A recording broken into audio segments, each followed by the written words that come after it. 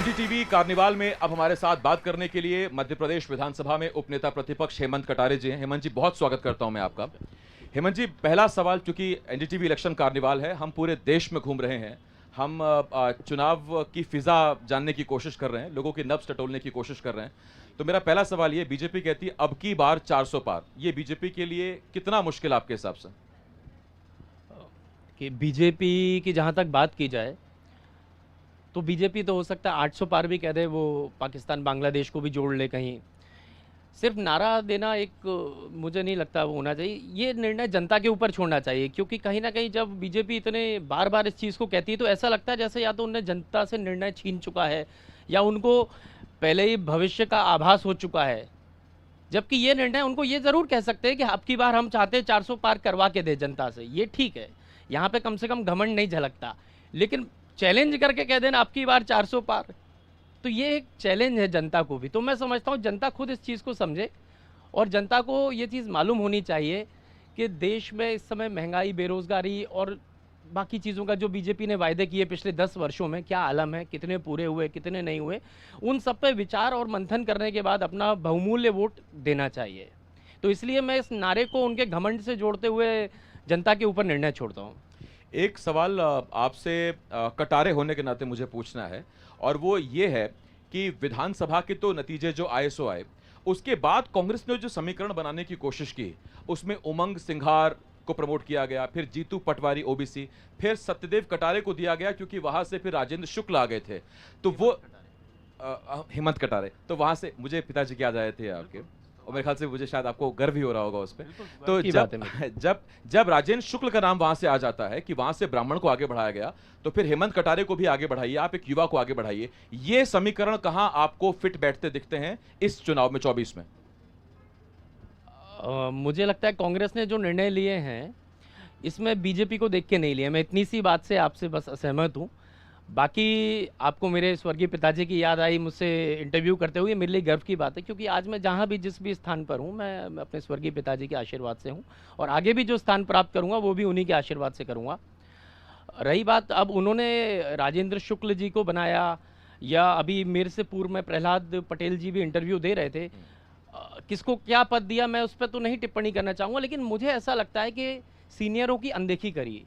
शिवराज सिंह चौहान साहब के नाम पे चुनाव लड़ा, कहीं ना कहीं उनको दूल्हा बना करके घुमाया, पूरी बारात निकाली, जब विवाह आया तो देखा कि दूल्हा तो कोई और ही निकला, उसके बाद तो धोखा हुआ कहीं ना कहीं।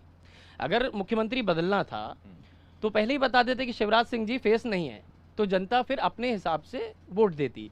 अच्छा, एक सवाल, आपने एक बड़ी अच्छी बात कही कि आप अगर आज विधानसभा में हैं और करीब करीब उपनेता प्रतिपक्ष हैं, लेकिन नेता प्रतिपक्ष कटारे साहब थे, तो आपने जो कहा कि आप पिताजी की वजह से हैं, इसी को बीजेपी कहती यही परिवारवाद है कि कटारे जी का लड़का ही क्यों उपनेता प्रतिपक्ष? बिल्कुल, इसका भी मैं बिल्कुल उत्तर देना चाहूँगा।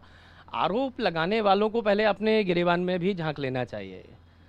जब बीजेपी बात कर रही है तो ऊपर से ही शुरू किया जाए। बात करते अमित शाह जी, उनके सुपुत्र की क्या योग्यता थी कि वो क्रिकेट काउंसिल में इतनी टॉप पोस्ट पे बैठे हुए हैं?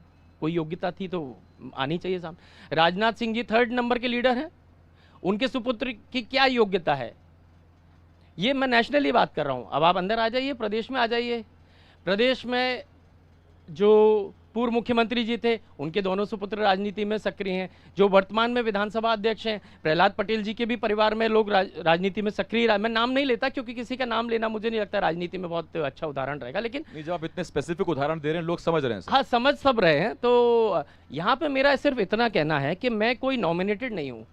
जब मैं विधायक बन के आया मुझे किसी ने नॉमिनेट नहीं किया, मैं जनता के बीच में गया, चुनाव लड़ा, और इनका एक कद्दावर मंत्री था, उसका नाम भी ले देता हूं, अरविंद सिंह भदौरिया, जिसको जो अपने आप को कद्दावर कहते थे, 20,000 के ऊपर हरा के आया हूं मैं उनको। तो अगर मैं 20,000 से ऊपर हरा रहा हूं तो मैं जनता के बीच में डायरेक्ट बैठ के आया ना। ये जनता का आदेश है और जनादेश का पालन अगर कोई नहीं करता, अपमान करता है, तो फिर ये उनकी कमी है। और जब वो खुद वही चीज़ कर रहे हैं तो उनको ये आरोप नहीं लगाना चाहिए, पहले अपने गिरेबान में झांक के देख लेना चाहिए। आपने एक बात कही, आपने कहा कि दूल्हा किसी को बताया, सरकार किसी की बन गई, मुख्यमंत्री कौन बना। एग्जैक्ट यही बात बीजेपी कहती थी तब जबकि 18 में आपकी सरकार बनी थी। वो कहते थे चुनाव प्रबंधी समिति, उसके अलावा मैनिफेस्टो समिति वो सिंधिया के खाते में, और बता रहे हैं कि सिंधिया सीएम बनेंगे, फिर कमलनाथ सीएम बन जाते हैं, उसके बाद कांग्रेस टूट जाती है। नहीं, ऐसा कभी भी नहीं हुआ था कि सिंधिया जी को फेस डिक्लेयर किया और सिर्फ था। एमपी में नहीं, छत्तीसगढ़ में भी लोग यही कहते हैं कि बताया टीएस सिंहदेव को था, बने भूपेश बघेल।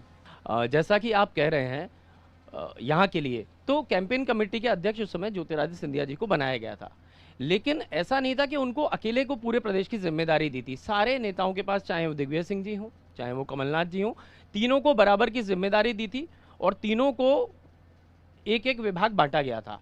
इसके बाद जब चुनाव के परिणाम आए तब बाकायदा विधायकों की बैठक ली गई थी। मैं आपको इंटरनल बात बता रहा हूँ, जो हमारे सारे एमएलए से उनसे सबसे ओपिनियन लिया गया, सबसे 1 to 1। मैं तो उस समय था नहीं, एमएलए नहीं था मैं, लेकिन मुझे मालूम है मेरे मित्र एमएलए बन के गए, सबसे 1 to 1 पूछा गया। केंद्रीय नेतृत्व ने, उनका एक प्रतिनिधि मंडल आया, सबसे पूछा, और जिसके साथ सबसे ज़्यादा संख्या थी, यही मुझे लगता है सबसे लोकतांत्रिक तरीका है किसी को बनाने का, और सबसे ज़्यादा एमएलए जो थे या कार्यकर्ता जो थे वो कमलनाथ जी के पक्ष, सिंधिया जी के समय थे लोग, लेकिन सबसे ज़्यादा कमलनाथ जी के साथ थे, और इसलिए केंद्रीय नेतृत्व में कमलनाथ जी को बढ़ाया। एक आखिरी सवाल मैं पूछूंगा आपसे, मध्य प्रदेश में अब की बार 29 में से कितने, और चूंकि आप खुद ग्वालियर चंबल से आते हैं और वहां की गुना से खुद सिंधिया खड़े हुए हैं, तो ग्वालियर चंबल से कितने? ग्वालियर चंबल से मैं समझता हूं कि सारी सीटों पे बहुत अच्छी फाइट है, और मैं ऐसा नहीं कि सिर्फ मंच से कह रहा हूं, ग्वालियर, भिंड, गुना, राजगढ़ पे भी चले जाते हैं, और आगे दिग्विजय सिंह जी चुनाव लड़ रहे हैं, जहाँ ये मैं अपने बेल्ट की बात कर रहा हूँ, तो इन सभी सीटों पे कांग्रेस बहुत मजबूत है आज की तारीख में। मैं ये कह दूं, पांचों की पांचों जीत रही है। मजबूत है कि कांटा इधर कांग्रेस की तरफ आ जाए? बिल्कुल, कांग्रेस कांटा जो है वो थोड़ा सा कांग्रेस की साइड ही झुक रहा है, और मैं ये कह दूं पांचों जीत रही है तो थोड़ा सा अतिशयोक्ति भी हो सकती है, लेकिन मैं समझता हूं 5 में से 4 हम जीतने की बिल्कुल कगार पर हैं, और जीतना चाहिए, उस बेल्ट की बात कर रहा हूं। बहुत धन्यवाद है आपका हेमंत जी हमारे साथ जुड़ने के लिए, एनडीटीवी इलेक्शन कार्निवाल का हिस्सा बनने के लिए बहुत शुक्रिया सर। बहुत बहुत धन्यवाद आसिफ जी। हमारे साथ उपनेता प्रतिपक्ष मध्य प्रदेश विधानसभा हेमंत कटारे जी जुड़े हुए थे, उनसे हमने बात की सियासी फिजा को लेके, आबो हवा को लेके, और उनका दावा यह है कि कम से कम ग्वालियर चंबल में मजबूत टक्कर कांग्रेस दे रही है बीजेपी को।